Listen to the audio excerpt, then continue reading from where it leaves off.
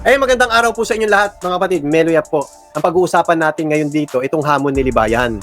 Hinamon niya si Rapi Tulfo na gawin ng isang bagay sa loob lamang ng 15 days. So tayo, hahamunin din natin si Libayan na dapat gawin mo rin itong bagay na ito sa loob din ng 15 days. Ano ba itong hamon ni Libayan at ano ba yung hamon ko? Pakinggan natin ito. Bibigyan kita ng 15 days. Yan, 15 days. Siyempre lahat meron ganyan. Ganyan lahat ng abogado eh. Meron, hindi pwedeng forever yan.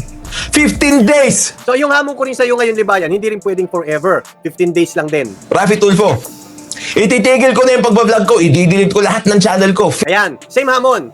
Ititigil ko rin yung pagbablog ko at i-delete ko rin lahat ng channel Facebook ko. kahit saan. Facebook kahit saan. Tuloy. YouTube. YouTube. Ituro mo sa amin kung sino ang tamang pamilya mo. Dito, yan.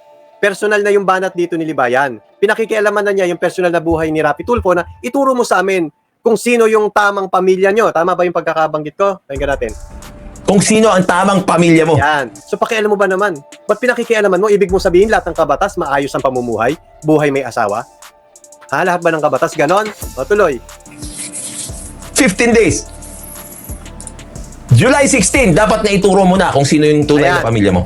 Yung hamon niya kay Rapi Tulfo, July 16 dapat na ituro na. So ako naman, dapat July 19, masagot mo na itong hamon ko rin sa'yo. Ano ba yung hamon ko? Tuloy natin to. Na dapat mong alagaan. Kapag hindi mo nagawa yan, you missed your opportunity. Ito, kapag hindi mo rin nagawa ito, Libayan, you miss your opportunity. Ano yun? 15 days, Libayan, dapat pakasalan mo si Atty. Magalong. Kasi sinasabi mo na hindi mo asawa si Atty. Magalong eh. So anong ginawa mo kay Atty. Magalong? Inanakan mo lang. Kasi sabi mo hindi mo nga asawa. Hindi ako nagsabi ng Libayan ha. Ikaw ang nagsabi nun, bibigyan ko ng pabor si Atty. Magalong. Atty. Magalong, tingnan nyo ha, ganyan po kayo kalakas sa akin. Ipinupusta ko yung channel ko, pakasalan ka lang ni Libayan na sinasabi ni Libayan hindi kanya asawa. Inanakan ka lang niya. Biro mo napakasakit nun sa babae na idinidinay ka na hindi ka asawa.